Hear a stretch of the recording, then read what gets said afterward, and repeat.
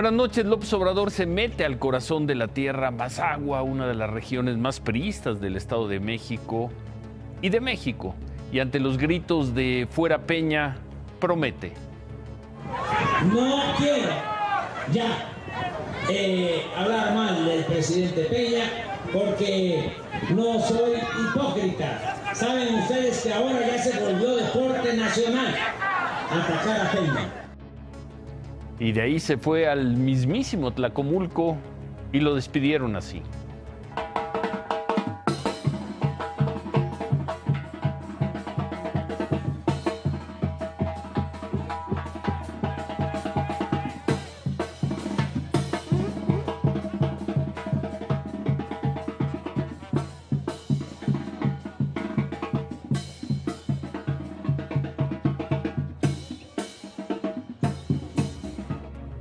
Imágenes que a un mes de distancia de las elecciones dicen mucho, mucho. Tendremos la crónica de las campañas y además.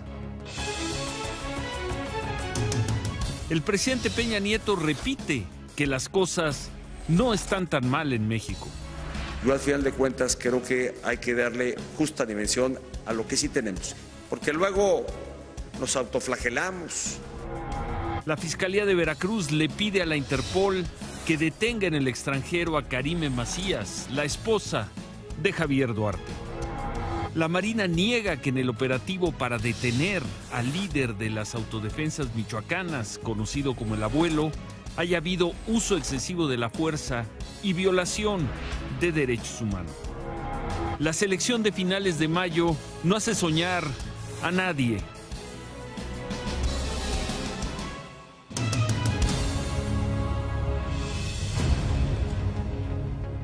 El presidente Peña Nieto criticó a quienes se autoflagelan criticando todo lo que se hace desde el gobierno.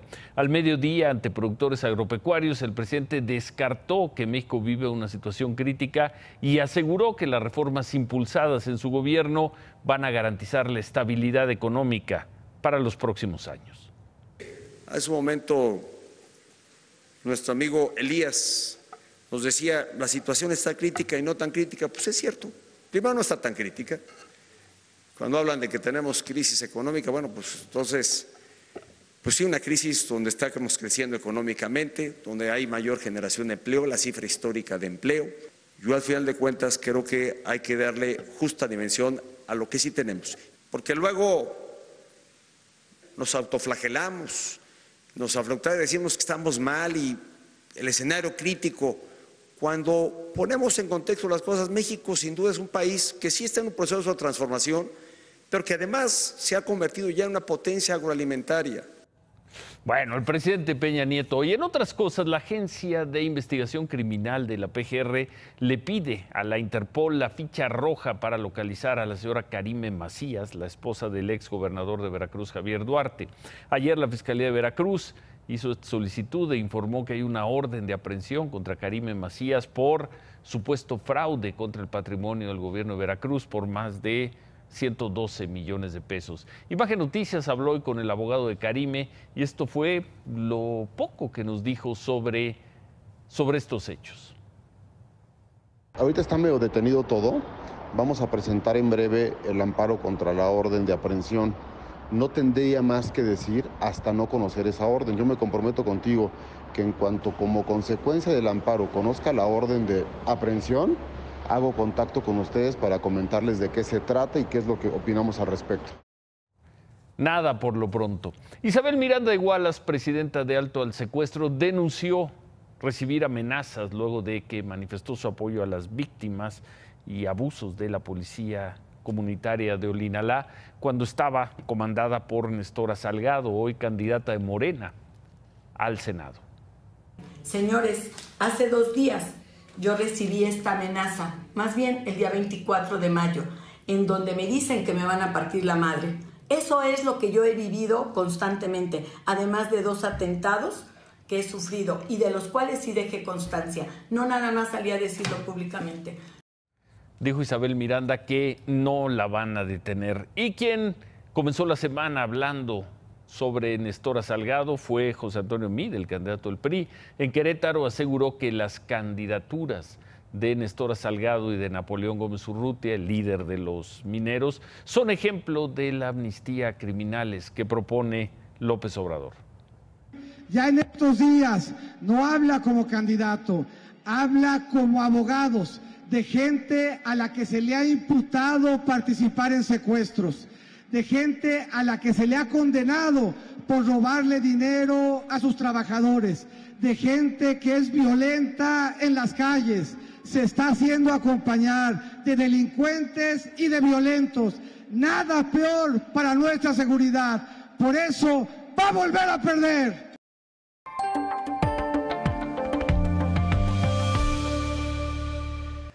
Quien fuera fundador de un grupo de autodefensas de Michoacán, el señor Juan José Farías, a quien le dicen el abuelo, fue detenido por elementos de la Marina ayer en Tepalcatepec, en Michoacán.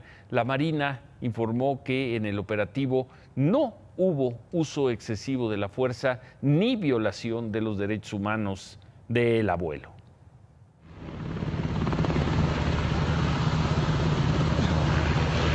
Miren nomás que cobardemente los de la Marina lo que nos hicieron.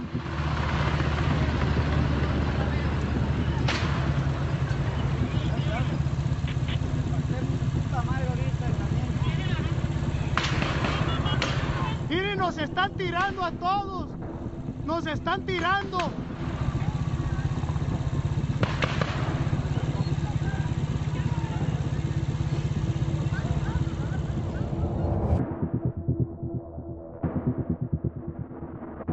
Juan José Farías, el abuelo, circulaba en una camioneta tipo Ram con su esposa y un nieto cuando dos helicópteros de la Marina lo interceptaron y desde el aire, de acuerdo con los testigos y videos que grabaron, dispararon al suelo para obligarlo a descender del vehículo.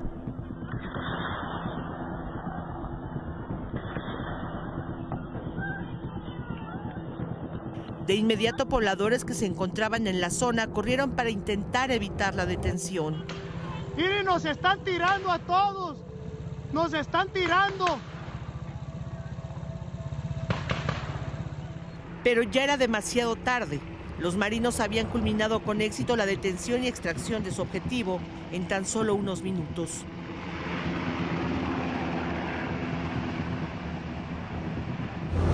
Mira, ahí está el abuelo, mira. Mira, ya se lo van a llevar.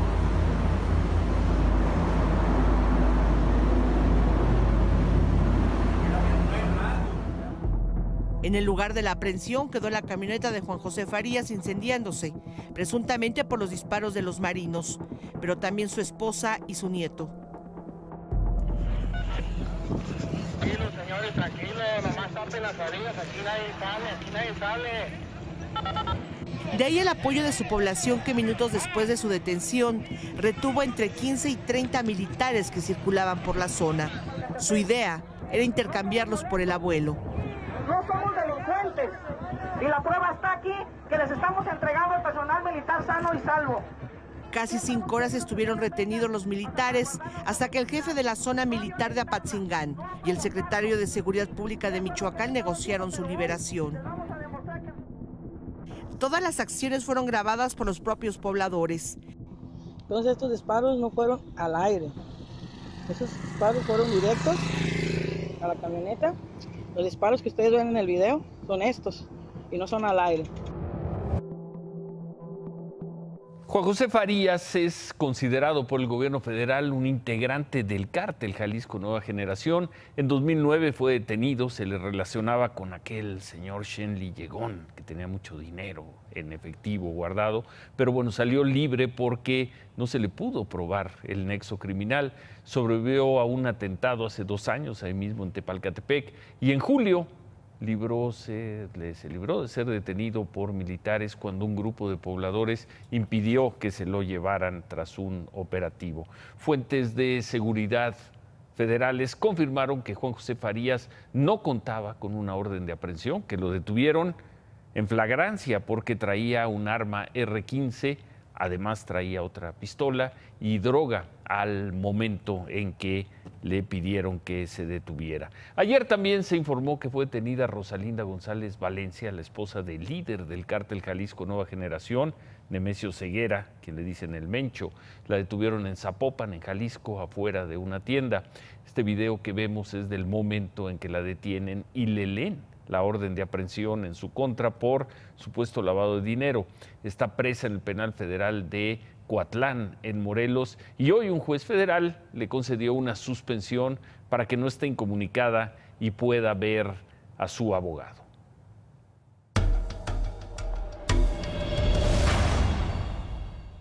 Bueno, en estas semanas que se ha hablado mucho de usos y costumbres, de las formas en que se castiga, se retiene y se actúa en comunidades indígenas, vamos a ver esta historia. Un grupo de pobladores del municipio del Bosque, esto es en Chiapas, se quejan porque, según ellos, no les han dado 18 millones de pesos que necesitan para obras en sus comunidades. Y como medida de presión, desde hace 2 semanas mantienen retenido así, y ahora vamos a ver cómo, al esposo de la síndica municipal. Señor gobernador, y si no nos pagas de aquí a mañana, vivo me van a quemar, señor gobernador. Así que depende de ti, mi vida. Eres el único que puede darle solución inmediata, señor gobernador, junto con el presidente municipal. Él es Ramiro González Patistán, esposo de Herminda López, síndica municipal de El Bosque, Chiapas. Ramiro González se encuentra retenido desde el 13 de mayo por pobladores quienes exigen el pago de 18 millones de pesos correspondientes al Comité de Planeación para el Desarrollo Municipal. Desde octubre del año pasado, los habitantes de El Bosque acusaron al presidente municipal, Martín Díaz, de robarse el dinero del municipio y no cumplir con responsabilidades básicas como la recolección de basura. Ramiro González también estuvo retenido en aquella ocasión junto al primer regidor y el director de la Policía Municipal. Los 3 fueron liberados una semana después. En los últimos meses, los grupos opositores al gobierno municipal que mantienen retenido al esposo de la síndica han realizado bloqueos carreteros como medida de presión y ayer quemaron el coche de uno de los trabajadores del alcalde. Por eso no merezco estar colgado frente a un poste. Busquen la manera de cómo solucionar este asunto, señor gobernador del estado de Chiapas. Así que, presidente Martín Díaz Gómez, donde quiera que me escuches, busquen la manera inmediata de poder pagar. Terrible. El gobierno de Chiapas informó que desde hace 2 semanas convocaron a una mesa de diálogo entre las autoridades municipales y los inconformes para buscar una solución a este problema. El gobierno de Chiapas dice que se están tomando medidas para garantizar, menos mal que se están tomando medidas para garantizar la integridad física de este señor a quien veíamos, Ramiro González Patistán. Hablamos con el vocero de uno de los grupos de pobladores que se están manifestando con Martín Ramírez y nos dijo que ellos no amenazaron al señor Ramiro González con quemarlo si el gobierno no pagaba la deuda en un plazo de 24 horas. Nos dijeron que ellos no quieren mesas de diálogo, que no lo van a liberar hasta que les den los 18 millones de pesos. Dijeron incluso que no van a permitir que se instalen casillas en la próxima elección, pero el gobierno de Chiapas dice que están negociando.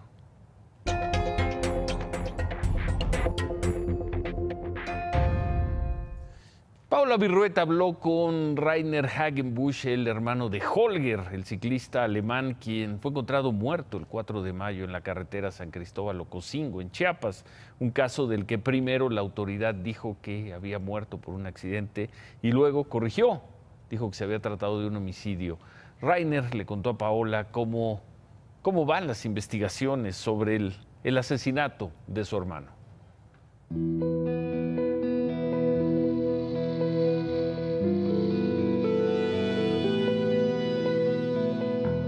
Holger Hagenbusch llegó a México el 27 de diciembre y pensaba recorrer el país en su bicicleta hasta que el 20 de abril sus amigos comenzaron a buscarlo en redes sociales después de que no llegó a San Cristóbal de las Casas. Su hermano Rainer decidió viajar hasta México para buscarlo personalmente, donde supo que habían encontrado el cuerpo de un ciclista entre las montañas de Ocosingo. Rainer habló con Imagen Noticias antes de dejar México y volver a Alemania. ¿Tenías la esperanza de encontrarlo con vida? Yeah. We say in Germany, the hope is the last thing was died, yeah. La Fiscalía de Chiapas había reportado el caso como un accidente, asegurando que Holger y Krzysztof, otro ciclista polaco, habían sido golpeados por un tráiler antes de caer entre las montañas. Pese a que Holger presentaba un disparo de bala en la cabeza y que parte del cuerpo del ciclista polaco había sido mutilado. ¿Cuál fue el primer momento en el que viste el cuerpo? ¿Cómo lo viste? First we flew flight by helicopter to Ocosingo and looked on this place who found the two bodies. And in this time, nobody says to me, nobody knows this body is my brother. Only they say we found a dead body. El problema de Rainer ahora es que no puede volver a Alemania con las cenizas de su hermano, por una disputa entre autoridades de México y las de Alemania por las investigaciones.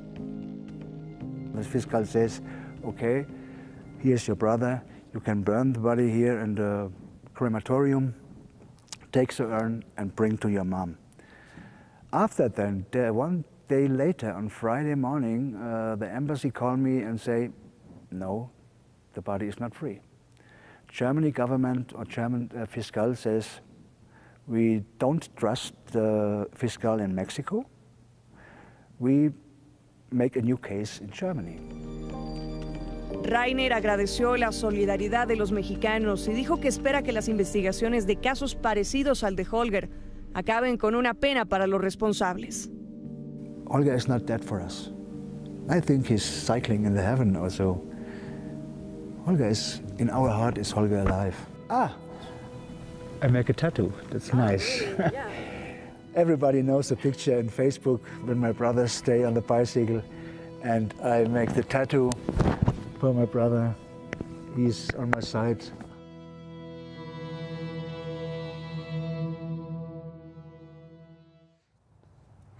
Se fue de México. Los empresarios de la Coparmex hicieron un llamado al presidente Peña Nieto y al Congreso de la Unión para trabajar lo más pronto en una reforma en seguridad pública para ponerle un freno a la violencia en el país. De acuerdo con la Coparmex, la inseguridad está dejando un severo daño económico y no se puede esperar a que termine la contienda electoral ni a que tome posición un nuevo presidente que ponga en marcha estas medidas hasta 2019. Los maestros de la sección 22 de la CENTE en Oaxaca decidieron comenzar hoy un paro parcial, así lo llamaron, parcial de labores, y no hacerlo el lunes 4 de junio como habían dicho. Por la mañana los maestros marcharon, se instalaron en plantón en el centro de Oaxaca. Según el gobierno estatal, solo hubo paro en el 9% de las escuelas. La principal demanda de la CENTE es acabar la abrogación de la reforma educativa. El lunes la CENTE, según informó, va a iniciar paro, además de Oaxaca, lo haría en Michoacán, Guerrero y Chiapas. Arely Gómez, la secretaria de la Función Pública, advirtió hoy en el Senado que son alarmantes los datos sobre percepción de corrupción elaborados por instancias como Transparencia Internacional, el World Justice Project o el INEGI, en los que se ubica México como uno de los países en donde la corrupción es muy frecuente. Permítanme iniciar con una breve reflexión sobre la corrupción que en el caso de México constituye una problemática real, grave e inadmisible. La mayoría de estos reportes tasan dicho fenómeno en base a registros de percepción generada a partir principalmente de casos mediatizados. No obstante, la validez de estos informes es incuestionable y deben de tomarse como una seria llamada de atención a los gobiernos.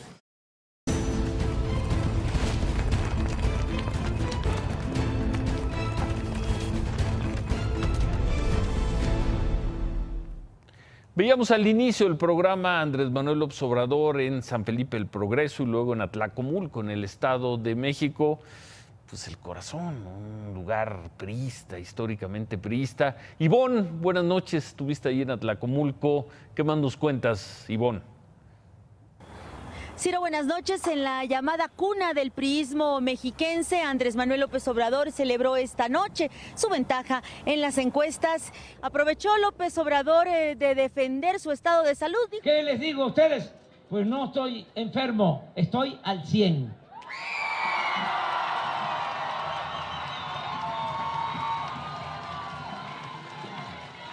Ellos se ven más jóvenes porque están estirados. Por eso aparecen más jóvenes, se planchan a costillas del erario. Yo estoy al natural.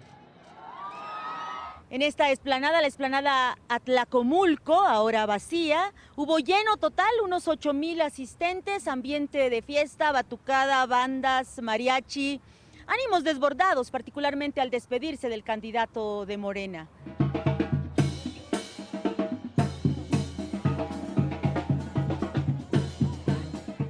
Buenas noches, Ciro.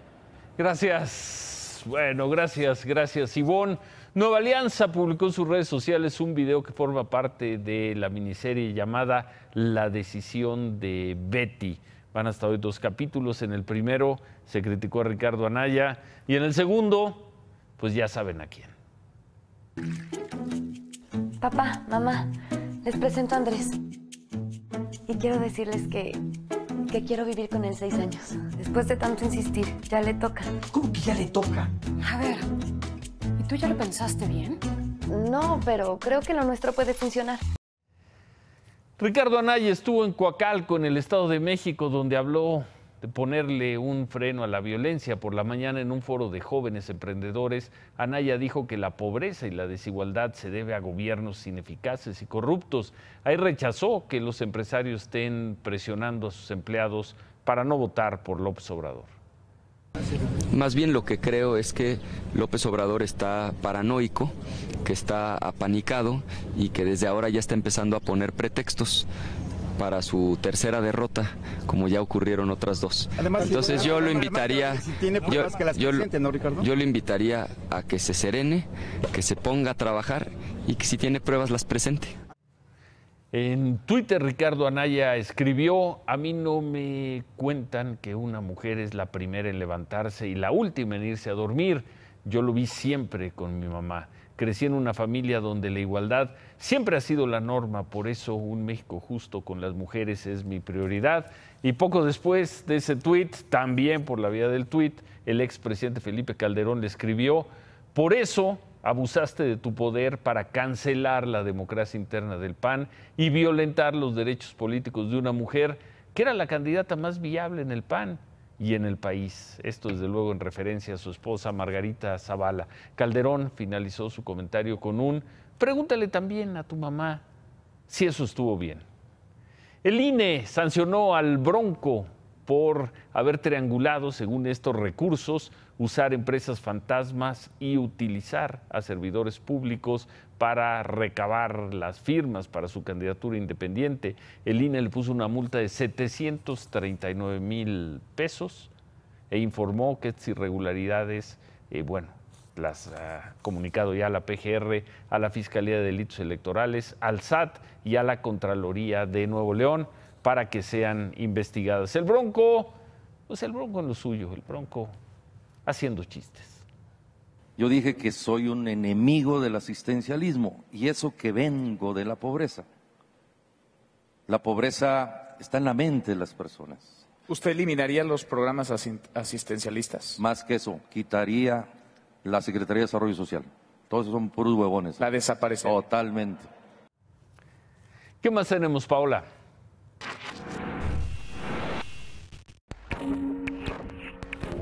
Esta mañana se llevó a cabo un operativo en las delegaciones Tláhuac e Iztapalapa.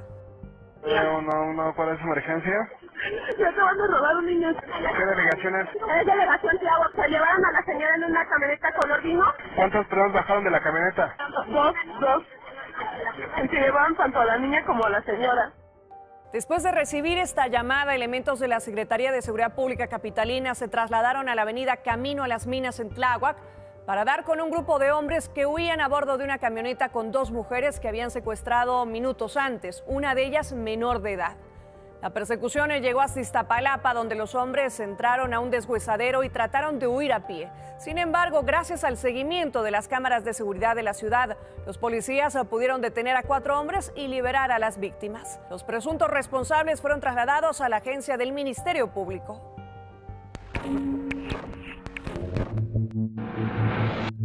Elementos de la policía de Celaya, Guanajuato, realizaron un paro, pues aseguran que reciben malos tratos y abusos del director de la corporación. Después de una reunión entre representantes de los policías y funcionarios del gobierno municipal y estatal, determinaron nombrar a un nuevo director operativo que trabajará como encargado de despacho, además de restarle facultades al director de la Policía Municipal de Celaya, Jaime Rosales, quien será investigado por las acusaciones.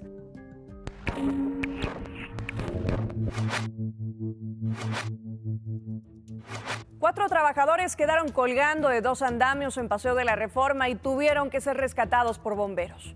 Los miembros del Escuadrón de Rescate y Urgencias Médicas bajaron desde la azotea del edificio de 14 pisos hasta donde se encontraban los trabajadores para poder asegurarlos y facilitar las labores de rescate. Luego de más de 40 minutos lograron ponerlos a salvo.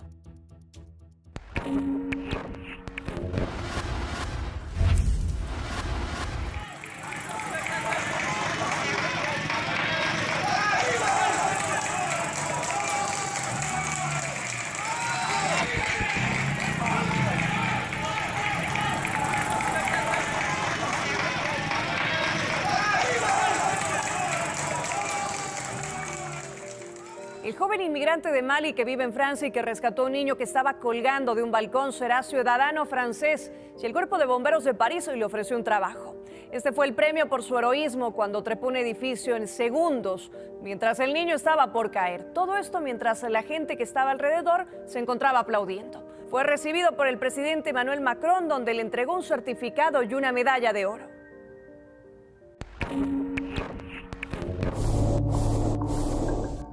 La Secretaría de Relaciones Exteriores dio algunas recomendaciones para los 30,000 mexicanos que asistirán al Mundial de Rusia 2018. Las autoridades pidieron prudencia, ya que podrían ser sancionados si usan máscaras de lucha libre y banderas de otros países en plazas públicas o frente a oficinas de gobierno.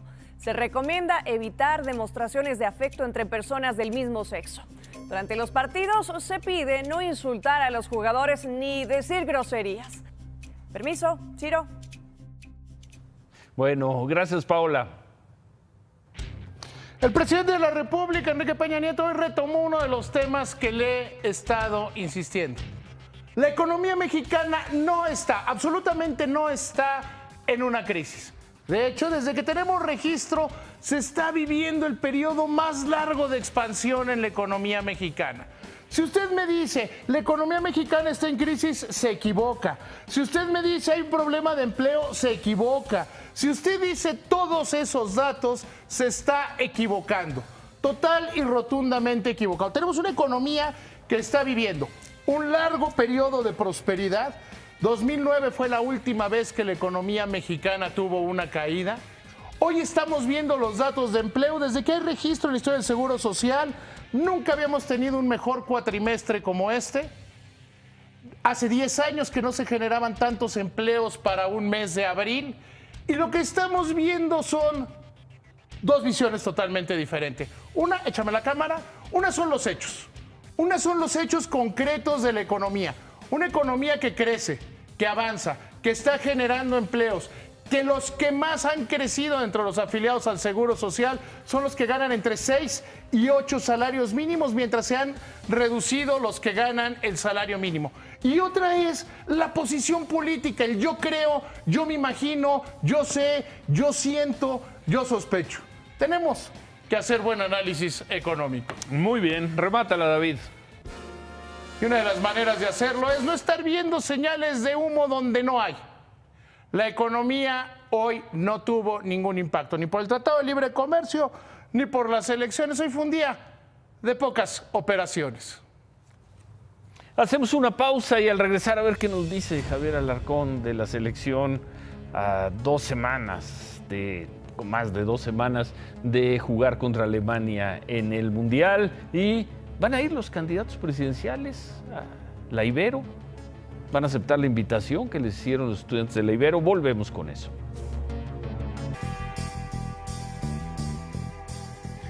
Ciro, amigos, vamos a ponernos serios. Nubarrones a 20 días. En serio, lo más lógico es que se presente una tormenta en torno a la actuación de México. Pensar en ganarle a Alemania es solamente de optimistas enfermizos. No hay suficientes argumentos para pensar que contra Alemania se pueda ganar el partido.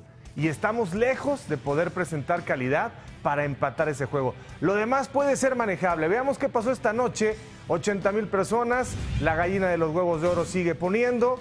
80,000 personas, más o menos $150 que gaste cada uno, hagan la cuenta, contra la Juvenil de Gales, Ciro, sub-21, 0-0, 46 juegos, 46 alineaciones diferentes.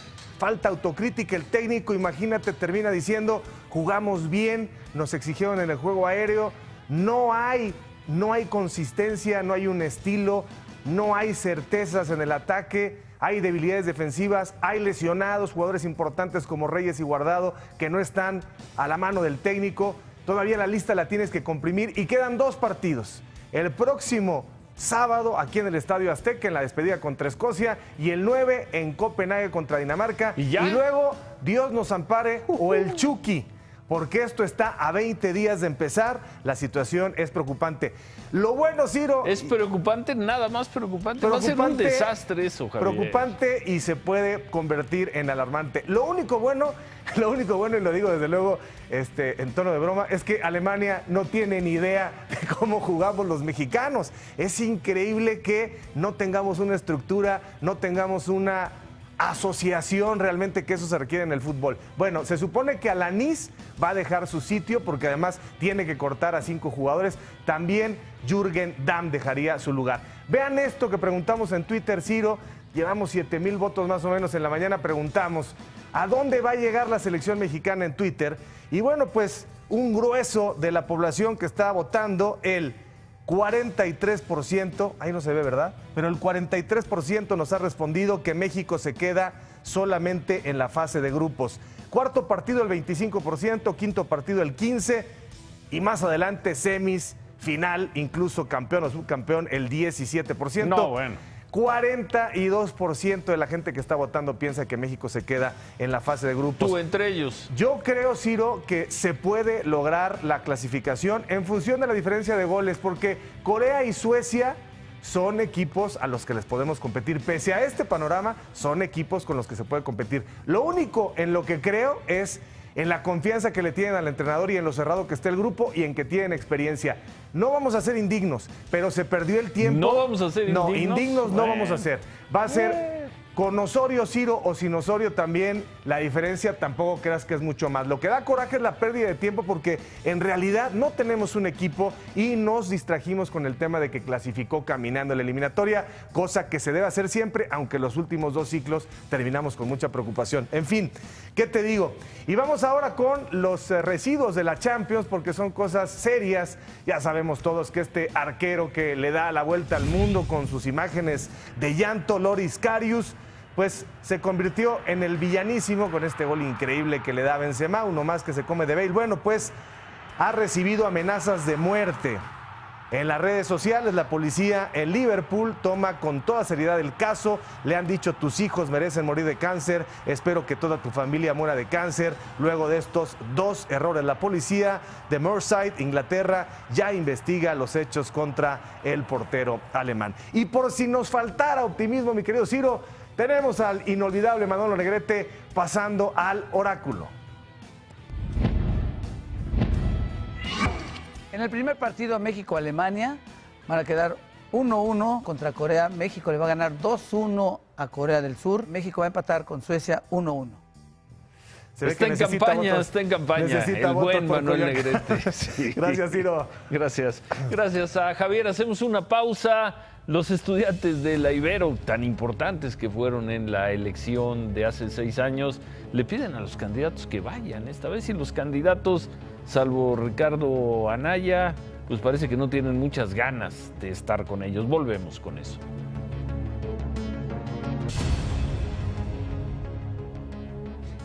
Hace 6 años los alumnos de la Universidad Iberoamericana fueron centrales en la campaña presidencial, pero ahora 6 años después tuvieron que producir este video porque los candidatos no les hacen caso o prefieren sacarle la vuelta al desafío que significa ir a la Ibero.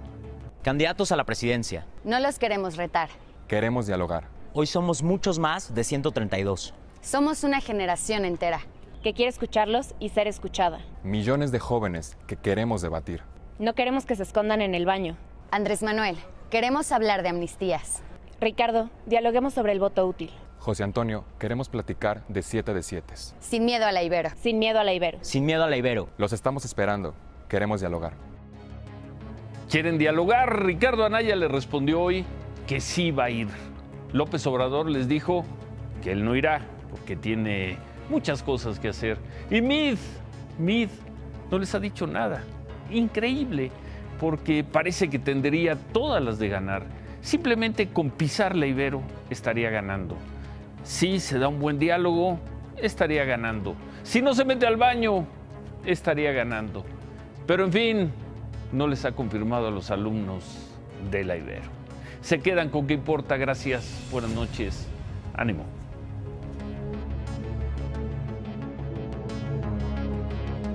Imagen Noticias con Ciro Gómez Leiva, lunes a viernes 10:30 p.m. Participa en Imagen Televisión.